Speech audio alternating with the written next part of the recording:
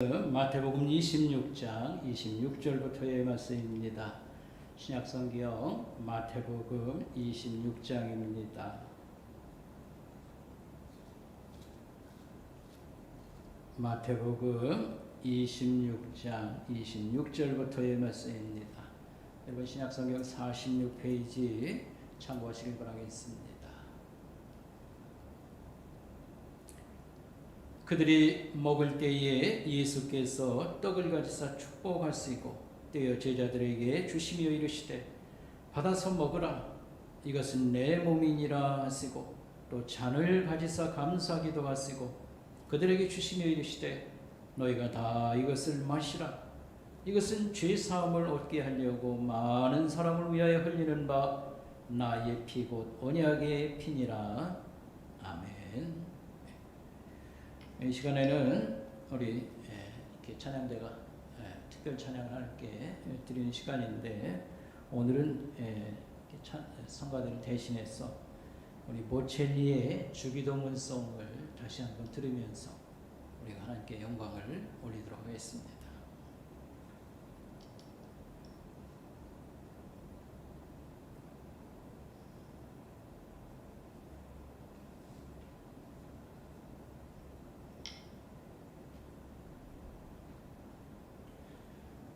우리가 지난 한 주간 예수 믿는 사람들이 비난과 공격의 표적이 되었다고 생각합니다.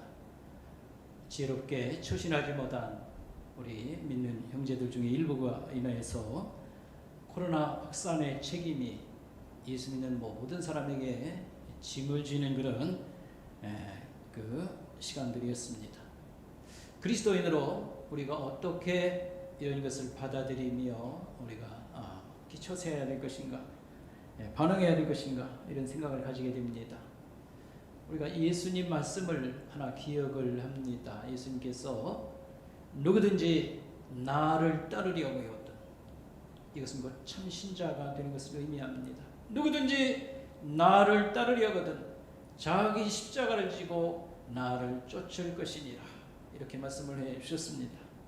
예수님은 십자가를 지고 죽음의 길로 나아가실 때에 저는 비난과 많은 공격을 받았습니다.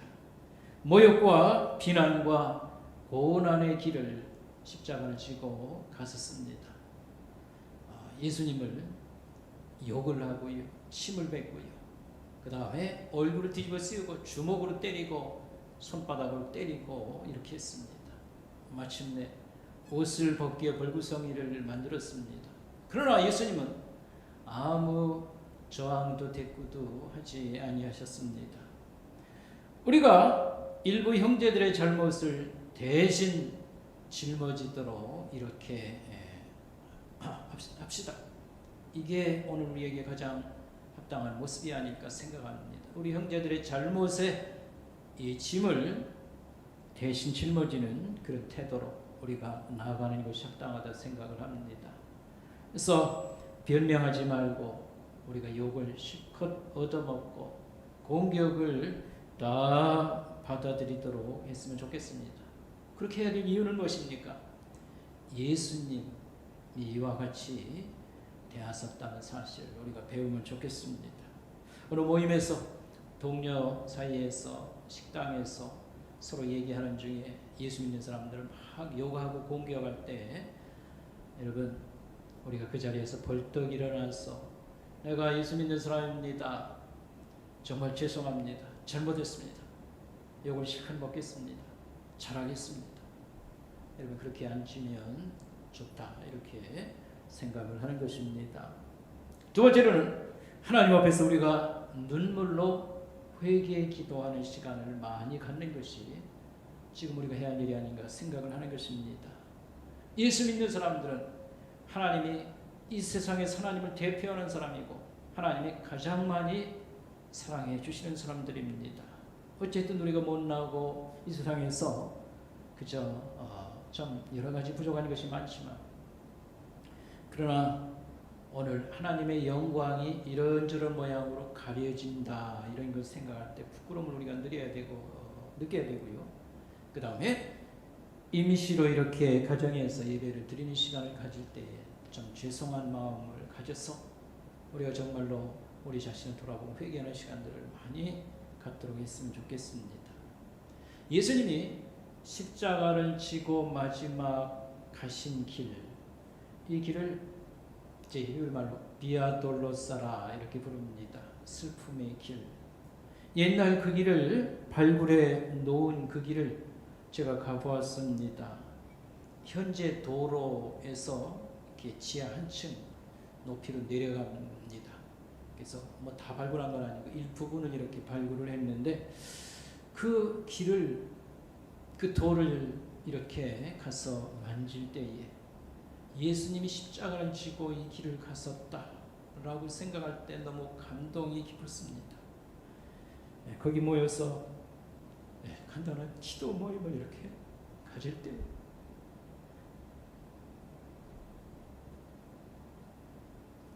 나는 최고 좋은 스승들 밑에서 배운 사람입니다. 하나님께서 개인적으로도 많은 혜택을 준 사람입니다. 그런데 제가 좋은 목사가 되지 못했다 이런 생각을 하면서 눈물이 많이 났었습니다. 내 때에 와서 교회의 영광이 가려지는 이런 일이 자꾸 빚어질 때에 목사로서 교회 지도자로서 역할을 제대로 했을까 생각을 할 때마다 죄송합니다. 내가 목사를 되지 말아야 될 사람 아닌가 이런 생각을 가지게 되었습니다. 참 신자는 십자가를 지고 예수님을 따르는 사람들입니다. 예수님이 욕을 먹으시고 오늘 예수님이 욕을 먹으시고 예수 믿는 형제들이 욕을 먹는 시간입니다. 그럴 때에 신자가 아닌 것처럼 숨거나 우리가 도망치지 않도록 해야 되겠습니다. 욕과 고생과 죽음, 이것은 십자가를 지고 주님을 쫓는 길인데 이걸 지날 때에 영광의 부활에 우리가 동참자가 된다는 것을 기억을 했으면 좋겠습니다. 우리가 지난 몇 시간, 한 2시간 연속적으로 예수님에 대해서 우리가 배웠습니다. 예수님은 누구신가? 라고 주제를 가지고 말씀을 드렸습니다. 여러분 잘 들으신 줄 압니다. 예수님이 누구시죠? 예수님은 온전한 사람, 온전한 하나님, 참 사람, 참 하나님, 뭐 같은 말입니다. 또 인성과 신성을 가지셨다, 같은 말이 되겠습니다. 자, 오늘은요, 예수님은 무엇을 하셨는가? 예수님은 이 땅에 오셔서 무엇을 하셨는가? 이렇게 이제 물을 때에 뭐라고 답하면 좋겠습니까? 위대한 가르침과 행적을 다 제치고 한마디로 아주 줄여서 말한다고 하면요, 십자가에 죽으셨습니다, 이 말입니다. 예수님은 이 땅에 와서 무엇을 하셨습니까? 누가 혹시라도 묻거나 설명할 때 뭐라고 말하면 좋을까요? 예수님은 십자가에서 죽으셨습니다. 이게 온전한 답입니다. 우리가 고백한 사도신경, 성경을 가장 압축해 놓은 건데 여기에 보면 예수님에 대해서 이렇게 소개를 합니다. 성령으로 잉태하사 동정녀 마리아에게 나시고 본디오 빌라도에게 고난을 받아서 십자가에서 죽으셨다 이렇게 고백을 합니다. 성령으로 잉태하사 동정녀 마리아에게서 나시고 탄생을 얘기합니다. 그리고서는 곧바로 그가 십자가에서 죽으셨다 이렇게 고백으로 넘어갑니다. 그러니까 이 말을 한마디로 얘기하면 예수님은 죽으로 태어났었다 이렇게 말해도 틀림이 없는 것입니다. 그래서 예수님 얘기를 많은 것을 얘기할 수 있습니다. 가장 중요한 핵심은 그의 십자가의 죽음 이렇게 말할 수 있겠습니다. 옛날 제수를 처형하는 방법은 대표적인 것이 교수형 아니면 십자가형 이렇게 꼽을 수 있는데 예수님은 십자가에서 처형을 당하셨습니다. 그래서 십자가는 기독교의 상징, 교회하면 십자가로 이렇게 표시를 합니다. 그래서 예수님의 십자가를 이해하는 것은 예수님의 하신 일을 이해하는 것이고요. 또 기독교의 본질을 이해하는 것이다. 이렇게 말할 수가 있겠습니다. 우리가 첫 번째 생각할 것은 십자가의 의미, 십자가는 어떤 뜻을 거기 담고 있습니까? 라고 말할 때 우리가 여러 가지를 얘기할 수 있겠습니다. 하나님 말씀이 가르치고 예언한 것의 그 완성, 뭐 이렇게도 얘기하고요. 하나님과 사람 사이에 간격을 이렇게 메꾸어 준 거. 하여튼 뭐 설명은 굉장히 많습니다. 그런데 예수님 자신이 답을 주셨습니다. 예수님은 인간 구원의 목적을 가지시고 이 땅에 오셨고 십자가에 죽으셨다. 인간 구원의 목적이라고 하는 것이 십자가 속에 담긴 뜻이라 이렇게 말했습니다. 마가복음 10장 45절 성경 말씀, 여러분 마가복음 10장 성경 말씀, 이렇게 화면으로 이렇게 띄워주는 줄 압니다. 여기 뭐라고 말씀하셨냐면 인자가 온 것은 섬김을 받으려 함이 아니고 섬기려고 하고 자기 목숨을 많은 사람의 대성물로 주려 함이라 이렇게 말씀했습니다. 예수님 여기 인자라는 말 예수님 자신을 일컫는 말이죠. 인자가 온 것은 섬김을 받으려는 게 아니고 섬기러 왔는데 섬긴다는 게 뭘 섬기는 겁니까? 할 때에 자기 목숨을 많은 사람의 대성물로 제물로 내주기 위함 이래서 왔다 이렇게 말씀했습니다. 그래서 예수님의 죽음의 의미 대성물이 되셨다 이런 의미가 되겠습니다. 기독교는 독특한 그런 점을 갖고 있습니다. 기독교는 아주 특별한 특이한 점을 가진 종교입니다. 뭐가 특이한 점이냐면 바로 이 십자가라고 하는 이런 사건을 통해서 이것은 하나님의 그런 섬겨주신 사랑을 의미하는 건데 십자가는 죄의 문제를 해결하기 위해서 그래서 하나님과의 좋은 관계를 맺는 그런 사건을 우리에게 주셨다. 십자가 하면 우리 죄의 문제를 해결해서 하나님과의 좋은 관계를 이렇게 맺도록 그런 용서의 사건이라 이렇게 말할 수 있겠습니다. 세상에는 많은 종교가 있습니다. 다 공통점이 있는가 하면 차이가 있습니다.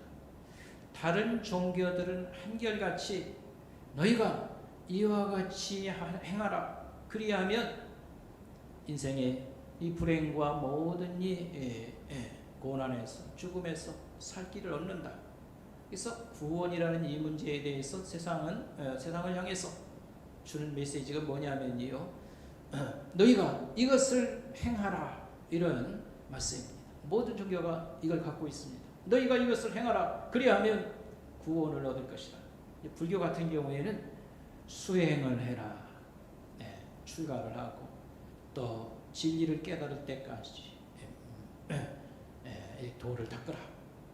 이 수행을 얘기했습니다. 이슬람 같은 경우에는 5가지를 행하라. 그리하면 구원에 이른다. 이렇게 말했습니다. 그런데 기독교는 아주 다른 색깔을 갖고 있습니다. 완전히 다른 얘기를 하고 있습니다. 하나님이 너희를 위해서 이와 같이 행하셨다. 이렇게 말합니다. 너희가 이것을 행하라. 그리하면 인생의 문제 풀린다. 이게 아니고 하나님이 너희를 위해서 이와 같이 행하셨도다. 이렇게 소개를 해줍니다. 그래서 하나님이 나서서 은혜를 우리에게 주셨도다. 값없는 구원을 주셨도다. 이게 기독교의 구원관이고 세상에서는 생각도 못한 그런 길을 제시해 주신 것입니다. 따라서 우리가 이 십자가가 뭔지를 깨달을 때에 우리는 하나님 앞에 무릎을 꿇으면서 우리 하나님은 영광과 찬양과 경배를 예배를 받으시기에 합당하신 분입니다. 이렇게 고백을 우리가 할 수 있는 것입니다. 그래서 십자가의 의미를 요약을 하면 첫째는 그게 고난을 상징하고 두 번째는 대속의 의미를 갖고 있습니다. 대신 속죄의 제물 되어 사람을 살리셨다. 대속의 의미를 갖고 있습니다. 그 밖에도 모든 문제를 해결하는 열쇠다. 여러분, 참된 신자는 자기를 부정하고 자기 십자가를 지고 예수를 따르는 사람입니다. 우리가 이렇게 살기 시작하면 자녀의 문제며 가정의 문제며 여러 이 사회 속에서 우리의 문제들이 답을 얻을 것입니다. 우리가 가슴 아픈 것은 자녀들이 크면서요, 부모 말을 잘 안 듣는다든지 뭐 이렇게 엇길로 나가고 그럴 때입니다. 그 큰 자식들 뭐 주먹질한다고 매를 때린다고 해서 해결되는 문제 아닙니다. 전혀 그렇게 해가지고 답을 얻지 못합니다. 그럴 때마다 지혜로운 과거의 부모들 중에 이렇게 했습니다. 매를 가지고 와서 자기 종아리를 때리고 자기 허벅지를 때리면서 내가 잘못했다. 자식을 이렇게 감동을 주지 못하고 잘못 키웠다. 그렇게 하면서 하나님께 기도하고 할 때 사람 마음이 좀 이렇게 바꿔지는 그런 답을 얻기도 했습니다. 여러분, 남편이 세상 유혹에 빠져가지고요, 좋지 않은 그런 습관 가운데 또는 바람을 피워서 중간중간 가정에 많은 고통을 당하는 일이 생길 때 어떻게 해야 되겠습니까? 우리는 영적 눈을 가져야 되겠습니다. 썸질한다고 갈라선다고 답은 끝나는 게 아닙니다. 십자가는 지고 주님을 말없이 따라가는 이런 세월, 이건 나의 죄를 보게 하고 회개케 하기 위한, 구원을 위한 그런 사건이다. 우리 가정 구원받고 경건하게 살아가기 위한 그런 문제가 여기 있도다. 이렇게 생각해서 마음으로 회개하며 아무 저항하지 아니하고 십자가를 지고 자기 삶에 충실하고 이런 하나님 앞에서의 십자가를 지는 그런 생활을 한 사람은 시간이 가면서 남편이 돌아오고요, 또 회개하고 예수 믿고 가정이 회복되고 이런 인생 문제 많은 것들이 풀어지는 게 바로 십자가를 지고 주님을 따르는 데 있다. 그래서 십자가는 열쇠의 역할을 한다. 이렇게도 말할 수 있겠습니다. 자, 그러면 우리가 사랑하는 이 성경 말씀, 특별히 예수님 이전에 우리에게 보내온 하나님 말씀, 이 구약 성경에는 이 예수님의 죽음 십자가 사건을 우리에게 가르쳐주는 예언의 말씀, 가르쳐주는 말씀이 과연 있을까, 이런 생각을 합니다. 이렇게 하나님의 아들 예수님이 와서 죽는 게 이게 그렇게 중요한 사건이면 성경책, 예수님 오기 전에 기록된 구약 성경 굉장히 두꺼운 부분에 그런 말씀이 좀 들은 게 있을까, 우리가 한번 이렇게 질문해보고 생각해볼 필요가 있습니다.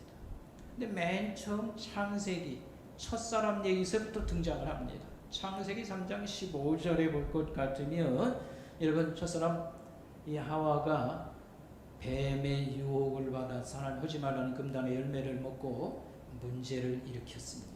자, 그런데 벌을 받게 되지요. 하와 인간이 벌을 받고 그 다음에 이 뱀이 벌을 받고, 근데 하나님이 그때 이 뱀을 향하여 심판, 그 형벌의 말씀을 주십니다. 그런데 여기서 이 하와를 유혹했던 것은 뱀이지만 뱀 뒤에는 사탄이라는 악마가 사실은 이 짐승을 조절하고 써먹은 거거든요. 그러니까 이 심판은 뱀과 사탄, 오히려 이 주모자인 사탄에게 징벌이 가해집니다. 그래서 3장 15절, 창세기 3장 15절에 보면 하나님이 이렇게 말합니다. 내가 너로 여자와 원수가 되게 하고, 내가 너로 여자와 원수가 되게 하고, 그 다음에 너와 여자의 후손이 원수가 된다 하겠습니다. 여기서 여자의 후손은 예수 그리스도를 가르칩니다. 예언하는 겁니다. 그리고 앞으로 큰 싸움, 전쟁이 있을 것이다. 여자의 후손이 너를 뱀, 사탄의 머리를 쳐부술 것이다. 이것은 사탄에 대한 승리, 악마에 대한 승리를 얘기하는 것이고, 그러나 악마가, 다시 말하면 뱀이 그의 뒤꿈치를 상하게 할 것이다. 이것은 여자의 후손 예수 그리스도가 십자가에서 죽임을 당하는 그런 사건을 미리 말씀해 놓으신 것입니다. 또 우리가 잘 아는 이사야서 53장 4절 5절 말씀에 보면 우리 화면에 있으니까 우리 같이 읽어보면 좋겠습니다. 시작. 그는 실로 우리의 질고를 지고 우리의 슬픔을 당하였거늘 우리는 생각하기를 그는 형벌을 받아서 하나님께 맞으며 고난을 당한다 하였노라. 그가 찔림은 우리의 허물을 인하며 그가 상함은 우리의 죄악을 인함이라. 그가 징계를 받음으로 우리가 평화를 누리고 채찍에 맞음으로 우리가 나음을 입었도다. 우리가 많이 읽었던 말씀입니다. 이 말씀은 오늘 고난당하는 종이 누구냐 할 때 결국은 예수 그리스도 십자가의 죽음 이런 걸 예언하는 말씀입니다. 자, 그런데 우리가 이런 질문을 한번 해보면 좋겠습니다. 구약 성경에 이런 많은 예언 말씀이 그 머리가 뛰어난 사람들이 그럴듯하게 해석해서 예수님에 갖다 찍어 붙이는 거 아닙니까? 이런 질문을 해볼 수 있습니다. 이런 구약 성경의 가르침이 진짜 예수님하고 관계가 있는 건지 무슨 근거로 그렇게 해석을 하고 얘기할 수 있는가? 이런 질문을 할 수 있습니다. 여기에 대해서 예수님은 이와 같이 답변했습니다. 요한복음 5장 39절 말씀. 너희가 성경에서 영생을 얻는 줄 알고 이 성경을 상고하거니와 연구하거니와 이것이 내게 대한 말씀이니라 이렇게 말했습니다. 구약 성경에는 예수님의 그 태어남에 대해서 굉장히 많은 예언의 말씀을 갖고 있습니다. 그의 죽음에 대해서 많은 예언을 갖고 있습니다. 그의 가르침이나 활동에 대한 적지 않은 말씀들이 있습니다. 그런데 이게 다 예수님에 관한 말씀임을 여러 가지로 성경 가르침이 예수님과 연결되어 있음을 예수님께서 이렇게 말씀해 주신 것이지요.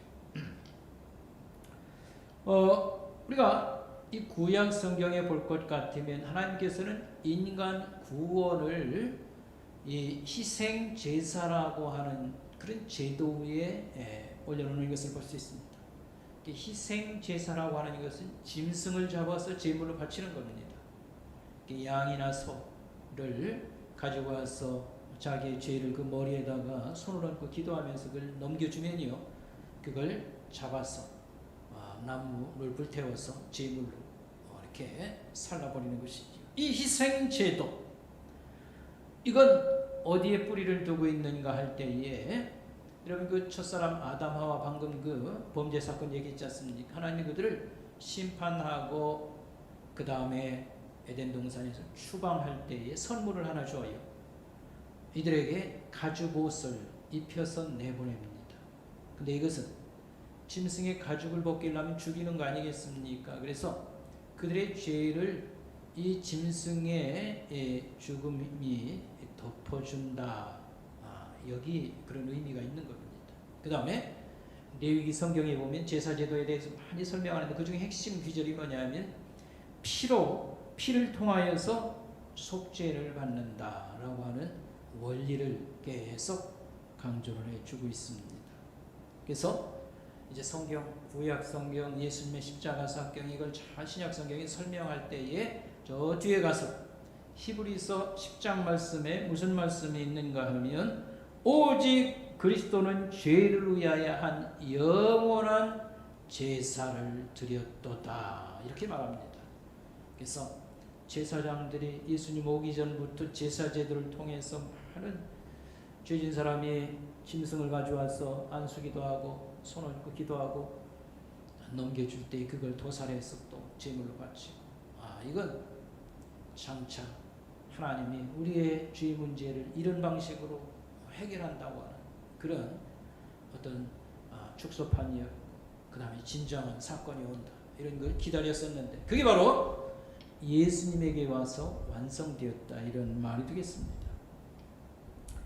여기서 우리가 하나 더 생각할 것은 이 희생 제도는 어떤 의미가 있는가를 조금 더 얘기를 좀 더 덧붙이면요, 구약 성경의 이 희생 제사, 제물을 잡아서 사람을 대신해서 이렇게 불태워서 하나님 앞에 바쳐서 죄 용서를 받는 이것은 예수 그리스도의 죽음 사건, 십자가 사건을 미리 보여주는 모형이다, 축소판이다, 또는 그림자다 이렇게 말할 수 있겠습니다. 여러분, 우리가 성경에는 이와 같은 것을 상징하는 많은 사건들과 하나님이 연출하는 그런 가르침들이 있습니다. 여러분, 우리에게 가장 생생한 역사 속의 큰 사건 중에 하나가 뭐냐면 유월절 사건이라는 게 있습니다. 유월절 사건. 이스라엘 사람들이 지금의 이집트 땅에서 노예 생활을 하고 있을 때 그들이 해방을 어떻게 맞았는가 하면 그 네로 왕이 네로가 아니죠. 바로 왕이 이 많은 이 노동력을 착취하고요 부려먹고 있다가 다 해방을 시킬 이유가 없는 거죠. 모세가 찾아와서 해방시키라 하는데 말을 들어먹을 이유가 없는 거죠. 그러자 하나님께서 10가지 재앙으로 그를 다스립니다. 마지막 재앙은 무서웠습니다. 죽음으로 치는 건데 이집트 땅이고 이스라엘 사람이고요 죽음의 천사가 지나갈 때 그냥 떼죽음으로 하는데 처음 난 것들, 다시 말하면 그 집안의 장남, 그 다음에 짐승의 첫 새끼, 처음 난 것들은 다 하나님이 죽이는 것입니다. 그럴 때에 여기서 살 길을 하나 알려주셨습니다.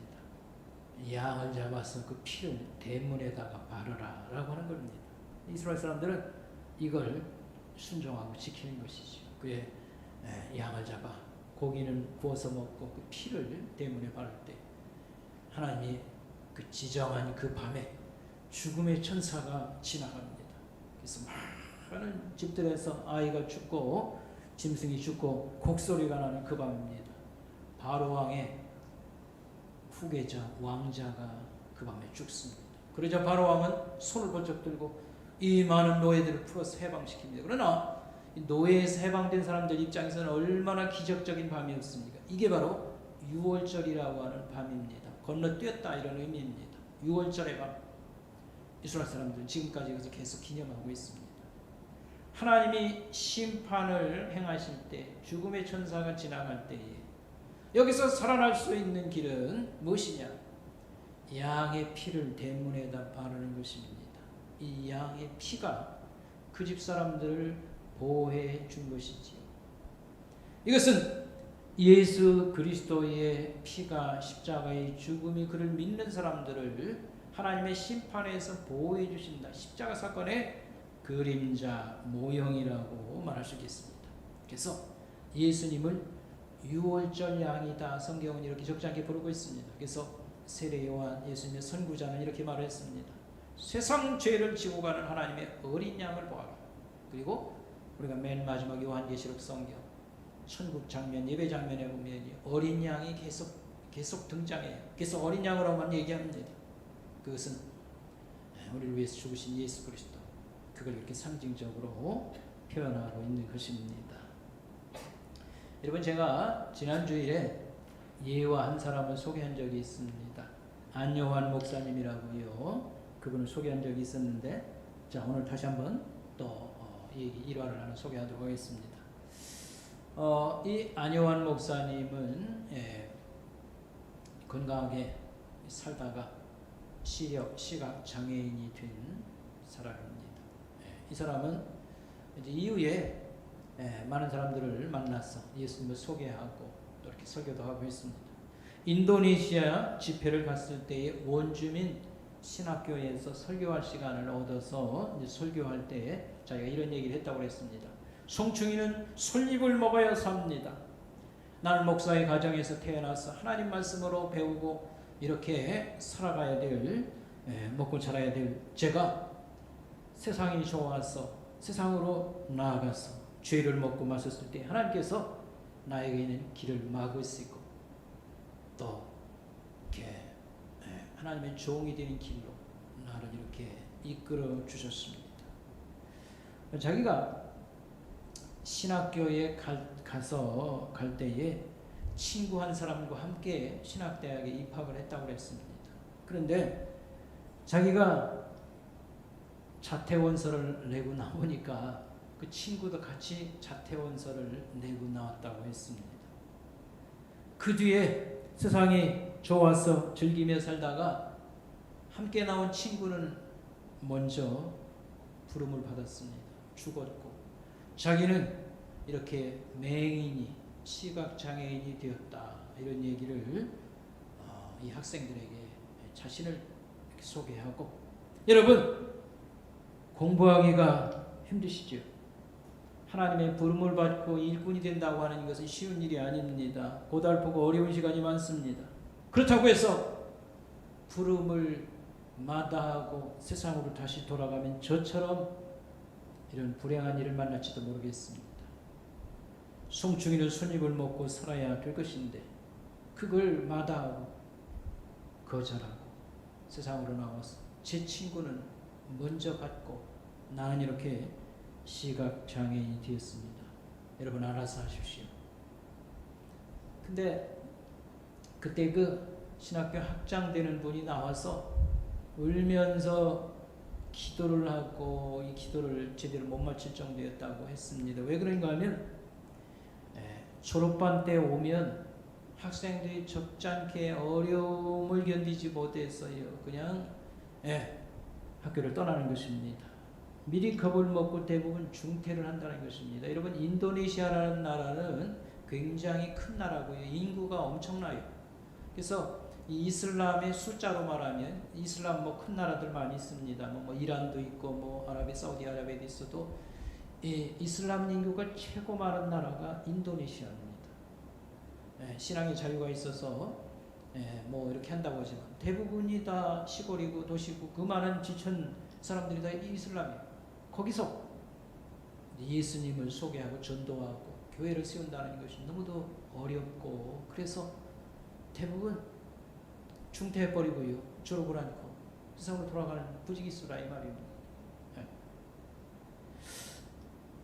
근데 오늘 그날 이 안희환 목사님 설교를 듣고 아마 학생들이 많이 또 깨닫고 또 새로운 그런 마음을 가졌을 것이라 이렇게 얘기를 하겠습니다. 이 안희환 목사라고 하는 분은 목사의 아들로 태어나서 아까 얘기한 것처럼 중간에 신학대학 갔다가도 자퇴하고 나왔습니다.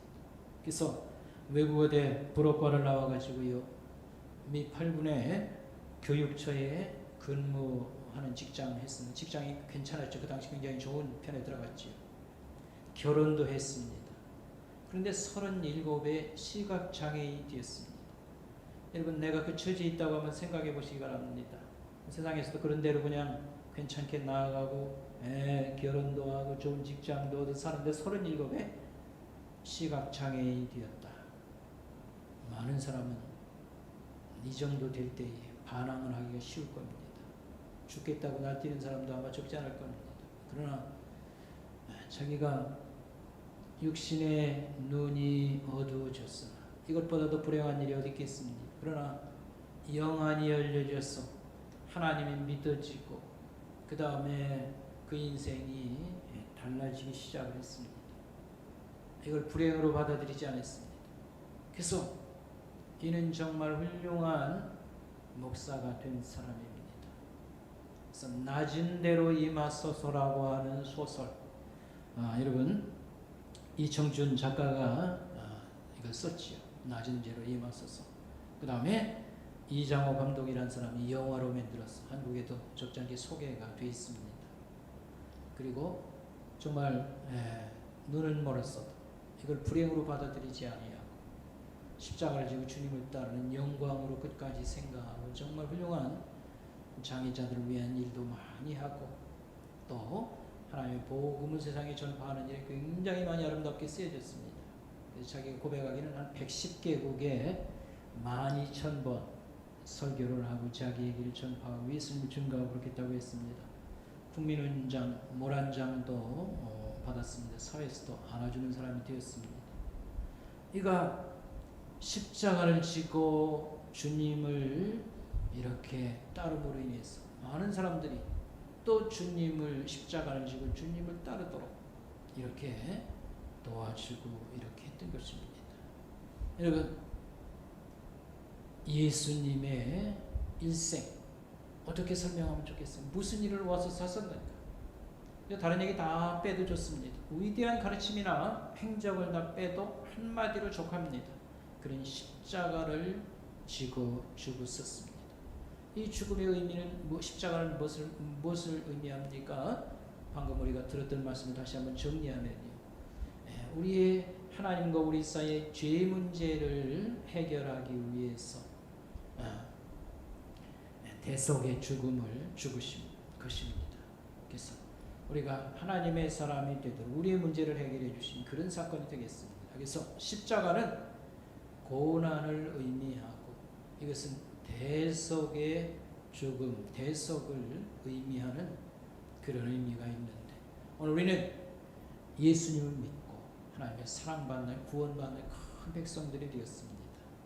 자기 십자가를 지고 나를 따르라. 자기를 부인하고 자기 십자가를 지고 나를 따르라고 말씀하셨고, 이 길을 갈 때에 우리 삶이 달라지고 빛이 나고 하나님의 영광을 받으시고, 우리가 비난과 욕먹음과 그 다음에 죄를 뒤집어 씌우고 고통을 당하는 죽는 그런 자리까지 갈지라도 이게 영광에 이르는 진정한 길임을 우리가 깨달아야 되겠습니다. 기도하겠습니다.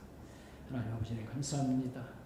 며칠간 저희들 주님께서 찾아오셔서 먼저 우리를 구해 주시고 우리를 또 하나님의 백성으로 이렇게 세워 주시고 이 땅에서 우리가 사랑받으며 살게 하시길 감사합니다. 십자가의 길을 잘 끝까지 가게 하옵시고, 또 하나님 이런 어려운 그런 상황을 맞이한 가운데에서 그리스도인의 정체성을 다시 한번 저희들 깨달으며 사명감을 가지며 또 욕을 먹고 여러 가지 손해를 볼지라도 끝까지 견디며 사랑하며 많은 이들의 도움이 되게 하옵시고 용서하며 살도록 우리를 붙잡아 주시고 하나님 힘을 주시옵소서. 예수님의 이름으로 감사하며 기도드리옵나이다. 아멘.